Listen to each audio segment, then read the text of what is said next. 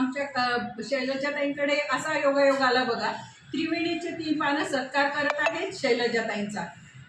आणि त्रिवेणी ओवी जागराचा उद्देशच असा आहे की महिला दिनानिमित्त आम्ही ताईंचा सत्कार करतोय। शैलजाताई म्हणजे उत्साही व्यक्तिमत्व आणि हो बरं का, उत्सव दर्शन आणि त्रिवेणी ओवी जागरवर नेहमी त्या उत्साहाने इतके सुंदर रिमार्क्स देत असतात, इतके सुंदर अभिप्राय असतात की प्रत्येकाला परत परत लिहावंसं वाटतं।